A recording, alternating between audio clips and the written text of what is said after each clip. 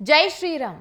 ನೀವು ನೋಡ್ತಾ ಇದ್ದೀರಾ ಟಿವಿ ವಿಕ್ರಮ. ನಾನು ಸೌಮ್ಯ ಸನಾತನಿ. ನಮ್ಮ ಟಿವಿ ವಿಕ್ರಮದ ಎಲ್ಲಾ ಕಾರ್ಯಕ್ರಮಗಳ ನೋಟಿಫಿಕೇಶನ್ ನಿಮಗೆ ಸಿಗಬೇಕಂತ ಹೇಳಿದ್ರೆ ನಮ್ಮ ಟಿವಿ ವಿಕ್ರಮ ಚಾನೆಲ್ ಅನ್ನು ಸಬ್ಸ್ಕ್ರೈಬ್ ಮಾಡಿ, ಹಾಗೆ ಬೆಲ್ ಬಟನ್ ಕ್ಲಿಕ್ ಮಾಡೋದನ್ನ ಖಂಡಿತ ಮರಿಬೇಡಿ. ವೀಕ್ಷಕರೇ, ನಿನ್ನೆಯಿಂದ ಆರಂಭ ಆಗಿರುವಂತಹ ಚಳಿಗಾಲದ ಅಧಿವೇಶನ ಈ ಬಾರಿ ಭರ್ಜರಿ ಜಟಾಪಟಿಗೆ ವೇದಿಕೆ ಆಗೋ ಸೂಚನೆ ಇದೆ. ಬಿಜೆಪಿ ಇದೀಗ 9 ಅಸ್ತ್ರಗಳನ್ನು ರೆಡಿ ಮಾಡಿಕೊಂಡು ಕಾಂಗ್ರೆಸ್ ವಿರುದ್ಧ ದಾಳಿ ನಡೆಸೋದಕ್ಕೆ ಸಜ್ಜಾಗಿದೆ. ಕಳೆದ ಅಧಿವೇಶನದಲ್ಲಿ ಹಾಗೂ ಹೀಗೂ ತಪ್ಪಿಸಿಕೊಂಡಿದ್ದಂತಹ ಕಾಂಗ್ರೆಸ್ ಮತ್ತು ಸಿದ್ದರಾಮಯ್ಯ ಈ ಬಾರಿ ಬಿಜೆಪಿಯ ಬಾಣಗಳನ್ನು ಹೇಗೆ ಎದುರಿಸ್ತಾರೆ ಅನ್ನೋ ಕುತೂಹಲ ಜಾಸ್ತಿ ಆಗಿದೆ. ಕಾಂಗ್ರೆಸ್ ಬಳಿ ಈಗ ಯಾವ ಅಸ್ತ್ರ ಕೂಡ ಇಲ್ಲ. ಕೇವಲ ಉಪಚುನಾವಣೆಯಲ್ಲಿ ಗೆದ್ದಿರೋದನ್ನೇ ತಮ್ಮ ಜನಪ್ರಿಯತೆ ಅಂತ ಹೇಳ್ಕೋಬಹುದು ಅಷ್ಟೇ. ಆದರೆ ಹಗರಣಗಳ ಬಗ್ಗೆ ಪ್ರತ್ಯುತ್ತರ ಕೊಡೋಕೆ ಅವರ ಬಳಿ ಯಾವ ಸಮಜಾಯಿಷಿ ಕೂಡ ಇಲ್ಲ. ಸೊ ಈಗ ಕಾಂಗ್ರೆಸ್ ಏನ್ ಮಾಡುತ್ತೆ? ತಮ್ಮ ವಿರುದ್ಧ ಅಸ್ತ್ರ ಪ್ರಯೋಗ ಮಾಡೋ ಬಿಜೆಪಿ ವಿರುದ್ಧನೇ 2 ಆಯುಧಗಳನ್ನ ಪ್ರಯೋಗ ಮಾಡೋಕೆ ಸಿದ್ಧ ಆಗಿದೆ. ಬಿಜೆಪಿ ಅವಧಿಯಲ್ಲಿ ನಡೆದಿದೆ ಅನ್ನಲಾಗ್ತಾ ಇರುವಂತಹ ಹಗರಣಗಳ ಬಗ್ಗೆ ಮಾತು ಶುರು ಮಾಡಿ ಬಾಯಿ ಮುಚ್ಚಿಸೋಕೆ ಪ್ರಯತ್ನಿಸೋದು. ಈಗ ತನಿಖೆ ಹಂತದಲ್ಲಿರುವಂತಹ ಕೆಲವು ಕೇಸ್ಗಳನ್ನ ಮತ್ತೆ ಪ್ರಸ್ತಾಪ ಮಾಡಿ ಇಕ್ಕಟ್ಟಿಗೆ ಸಿಕ್ಕಿಸೋದು. ಈ 2 ಪ್ಲಾನ್ ಇಟ್ಕೊಂಡು ಅಧಿವೇಶನಕ್ಕೆ ಕಾಲಿಡ್ತಾ ಇದ್ದಾರೆ ಸಿದ್ದರಾಮಯ್ಯ ಅಂಡ್ ಟೀಮ್. ಹಾಗಾದ್ರೆ ಬಿಜೆಪಿ ಕೈಯಲ್ಲಿರುವಂತಹ ಅಸ್ತ್ರಗಳು ಯಾವುದು? ನಂಬರ್ 1, ವಕ್ಫ್ ವಿವಾದ.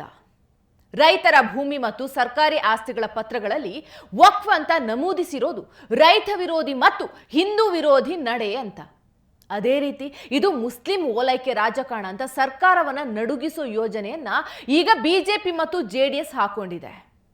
ಅಷ್ಟೇ ಅಲ್ಲ, ಈ ಪ್ರಕರಣದಲ್ಲಿ ವಿವಾದಾತ್ಮಕ ಹೇಳಿಕೆ ಕೊಟ್ಟಿರುವಂತಹ ಜಮೀರ್ ಅಹಮದ್ ರಾಜೀನಾಮೆಗೂ ಪಟ್ಟು ಹಿಡಿಯೋ ಸಾಧ್ಯತೆ ಇದೆ.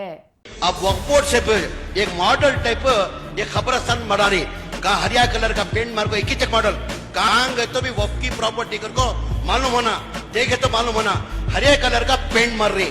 कई के वास्ते को तो उतनी दूर से भी शैतान भी देखा तो बोलना नहीं भी ये वक्फ की प्रॉपर्टी खर्चो, वक्फ की प्रॉपर्टी खर्चो कर को. मैं भी इतना जद्दोजहद की कर रहा हूँ. अल्लाह मियाँ मुझे वक्फ मिनिस्टर बनाया. सब हशर के मैदान में जब पूछता जमीर अहमद खान तुझे मैं मिनिस्टर बनाया था, तू मेरी प्रॉपर्टी की मेरी जास्ती के वास्ते तू प्रॉपर्टी के वास्ते तू हिफाजत नहीं कर अगर को अल्लाह हशर के मैदान में मुझे जवाब देना पड़ता.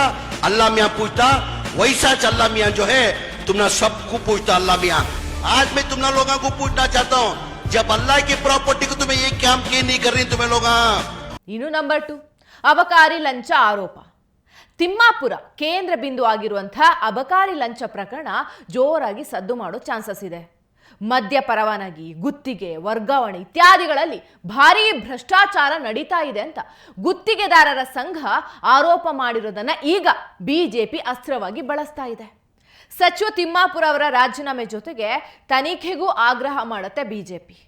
700 ಕೋಟಿ ರೂಪಾಯಿ ಹಗರಣ ಅಂತ ಹೇಳಲಾಗ್ತಾ ಇರುವಂತಹ ಅಬಕಾರಿ ಸ್ಕ್ಯಾಮ್ ಗಂಭೀರ ತಿರುವು ತಗೊಳ್ಳೋ ಸಾಧ್ಯತೆ ಇದೆ. ಇನ್ನು ನಂಬರ್ 3, ಕಳೆದ ವಾರದಿಂದ ತಾರಕಕ್ಕೇರಿರುವಂತಹ ಬಾಣಂತಿಯರ ಸಾವು. ಬಳ್ಳಾರಿ ಮತ್ತು ಬೆಳಗಾಂ ಸೇರಿದಂತೆ ರಾಜ್ಯದ ತುಂಬಾ ಸರ್ಕಾರಿ ಆಸ್ಪತ್ರೆಗಳಲ್ಲಿ ಬಾಣಂತಿಯರ ಸಾವುಗಳು ಸಂಭವಿಸಿದೆ. ದಿನೇಶ್ ಗುಂಡೂರಾವ್, ಲಕ್ಷ್ಮೀ ಹೆಬ್ಬಾಳ್ಕರ್ ಎಲ್ಲರ ವಿರುದ್ಧ ಜನ ಗರಂ ಆಗಿದ್ದಾರೆ. ಪ್ರತಿಪಕ್ಷ ಈಗ ಈ ಪ್ರಕರಣಕ್ಕೆ ಉತ್ತರ ಬಯಸ್ತಾ ಇದೆ. ಖುದ್ದು ಸಿದ್ದರಾಮಯ್ಯ ಈ ಪ್ರಕರಣದ ಬಗ್ಗೆ ಆತಂಕ ತೋರಿಸ್ತಾ ಇರೋದು ನೋಡಿದ್ರೆ ಆಡಳಿತ ಪಕ್ಷಕ್ಕೆ ಇದು ಮೈನಸ್ ಆಗೋದು ಖಚಿತ. ಪ್ರಚಾರಕ್ಕೆ ಹೇಳ್ತಾ ಇರುವಂಥದ್ದು, ಯಾಕಂದ್ರೆ ಮರಣಗಳಾಗ್ತದೆ ಈ ರಾಜ್ಯದಲ್ಲಿ, ಮರಣಗಳಾಗಲ್ಲ ಅಂತ ಹೇಳೋಕ್ಕಾಗೋದಿಲ್ಲ ಆಯ್ತಾ. ಯಾವುದು ಕೂಡ ಅದರಲ್ಲಿ ಎಲ್ಲ ವೈದ್ಯಕೀಯ ಕಾರಣಗಳಿಂದನೇ ಆಗಿರುವಂಥದ್ದು. ಬೆಳಗಾವಿಯಲ್ಲಿ ನಾನು ವಿಚಾರಿಸಿ ಇರ್ತಕ್ಕಂಥದ್ದು, ಪ್ರತಿ ವರ್ಷ ಇರೋ ಜನ ಆಸ್ಪತ್ರೆಗಳಲ್ಲಿ ಮೃತಪಟ್ಟೇ ಪಡ್ತಾರೆ. ಆಸ್ಪತ್ರೆಗಳಲ್ಲಿ ಎಷ್ಟೋ ಜನ ಸಾವಿನ ಸಂಖ್ಯೆ ಇದ್ದೇ ಇರ್ತದೆ. ಅದನ್ನ ಇಟ್ಕೊಂಡು ನಂಬರ್ಗಳು ಇಟ್ಕೊಂಡು ಇಷ್ಟು 300 ಸತ್ತೋಗಿದ್ದಾರೆ, 200 ಸತ್ತೋಗಿದ್ದಾರೆ, ಹೋದ ವರ್ಷ ಪ್ರತಿ ವರ್ಷನೂ ಕೂಡ ಜನ ತೀರ್ಕೊಳ್ತಾರೆ. ಇನ್ನು ನಂಬರ್ 4, ಅಧಿಕಾರಿಗಳ ಆತ್ಮಹತ್ಯೆ. ಹಲವಾರು ಇಲಾಖೆಗಳಲ್ಲಿ ಅಧಿಕಾರಿಗಳು ಆತ್ಮಹತ್ಯೆಗೆ ಶರಣಾಗ್ತಾ ಇದ್ದಾರೆ. ಗುತ್ತಿಗೆದಾರರು ಸುಸೈಡ್ ಮಾಡ್ಕೊಂಡಿದ್ದಾರೆ. ವಾಲ್ಮೀಕಿ ಹಗರಣದಲ್ಲಿ ಚಂದ್ರಶೇಖರ್ ಸಾವಿರಬಹುದು, ಲಕ್ಷ್ಮೀ ಹೆಬ್ಬಾಳ್ಕರ್ ಅವರ PA ಹೆಸರು ಬರೆದಿಟ್ಟು ಆತ್ಮಹತ್ಯೆ ಮಾಡಿಕೊಂಡ ಗುಮಾಸ್ತ ಇರಬಹುದು. ದೊಡ್ಡ ಮಟ್ಟದಲ್ಲಿ ಚರ್ಚೆ ಆಗೋ ಸಂಭವ ಇದೆ. ಇನ್ನು ನಂಬರ್ 5, BPL ಕಾರ್ಡ್ ವಿವಾದ. ಪ್ರತಿಪಕ್ಷವನ್ನ ಡೈವರ್ಟ್ ಮಾಡೋದಕ್ಕೋ ಅಥವಾ ಅನ್ನಭಾಗ್ಯ ಯೋಜನೆ ನಡೆಸೋದಕ್ಕೋ ಕಷ್ಟ ಆಗ್ತಾ ಇರೋದಕ್ಕೋ ಗೊತ್ತಿಲ್ಲ, ಕಾಂಗ್ರೆಸ್ ಕಳೆದ ತಿಂಗಳು BPL ಕಾರ್ಡ್ ರದ್ದತಿ ಅಭಿಯಾನ ಶುರು ಮಾಡಿಬಿಡ್ತು. ಆದರೆ ಯಾವಾಗ ಪ್ರತಿಭಟನೆ ಬಿಸಿ ಮುಟ್ಟಿತೋ ಆಗ ಸರ್ಕಾರ ಯೂ ಟರ್ನ್ ತಗೊಂಡ್ಬಿಡ್ತು. ಈಗ BPL ಕಾರ್ಡ್ ಬಳಕೆದಾರರು ತುಂಬಾ ದೊಡ್ಡ ಗೊಂದಲದಲ್ಲಿ ಆತಂಕದಲ್ಲಿ ಸಿಕ್ಕಾಕೊಂಡಿದ್ದಾರೆ. ಇವರ ಪರವಾಗಿ ಬಿಜೆಪಿ ನಿಂತು ಈಗ ಸರ್ಕಾರಕ್ಕೆ ಚುರುಕು ಮುಟ್ಟಿಸೋಕೆ ರೆಡಿಯಾಗಿದೆ. ಇನ್ನು ನಂಬರ್ 6 ಮುಡಾ ತನಿಖೆ. ಸಿದ್ದರಾಮಯ್ಯ ಅವರ ಕುತ್ತಿಗೆಗೆ ಬಂದಿರುವಂತಹ ಮುಡಾ ಹಗರಣ ಈ ಬಾರಿ ಪ್ರಮುಖ ಚರ್ಚೆಯ ಭಾಗ ಆಗೋದು ನಿಶ್ಚಿತ. ಈಗಾಗಲೇ ಇಡಿ ವರದಿ ಲೋಕಾಯುಕ್ತಕ್ಕೆ ಹೋಗಿದೆ. ಅಧಿವೇಶನ ಮುಗಿಯೋ ಹೊತ್ತಿಗೆ ಲೋಕಾಯುಕ್ತ ವರದಿ ಕೋರ್ಟ್ಗೆ ಹೋಗಿರುತ್ತೆ. ಸಿದ್ದರಾಮಯ್ಯ ಅವರನ್ನ ಈ ಹಗರಣ ಇಟ್ಕೊಂಡು ಅಟ್ಯಾಕ್ ಮಾಡೋದು ಅನಿವಾರ್ಯ. ಇನ್ನು ನಂಬರ್ 6 ವಾಲ್ಮೀಕಿ ಹಗರಣ. ಈ ವಿವಾದವನ್ನ ತಣ್ಣಗೋಗೋಕೆ ಬಿಟ್ಟಿದ್ದು ದೊಡ್ಡ ತಪ್ಪು. ಇದು ನೇರವಾಗಿ ಸಿದ್ದರಾಮಯ್ಯನವರಿಗೆ ಕನೆಕ್ಟ್ ಆಗಿರೋ ಹಗರಣ. ಹೀಗಾಗಿ ಈ ಬಾರಿ ಇದನ್ನ ತಾರ್ಕಿಕ ಅಂತ್ಯಕ್ಕೆ ತಗೊಂಡು ಹೋಗ್ಲೇಬೇಕು. ಸಿಬಿಐಗೆ ಹೋಗೋ ತನಕ ಆಗ್ರಹ ನಿಲ್ಲಿಸಬಾರ್ದು. ಇನ್ನು ನಂಬರ್ 8 and 9 ಈ ಖಾತೆ ಮೂಲಕ ನೋಂದಣಿ ಪ್ರಕ್ರಿಯೆಯಲ್ಲಿ ತೊಂದರೆ ಆಗ್ತಾ ಇರೋದು ಈಗ ಸಾರ್ವಜನಿಕರ ಸಮಸ್ಯೆಗಳಲ್ಲಿ ಒಂದು. ಅದನ್ನು ಕೂಡ ಬಿಜೆಪಿ ಅಸ್ತ್ರವನ್ನಾಗಿ ಬಳಸೋಕೆ ನಿರ್ಧಾರ ಮಾಡಿದೆ.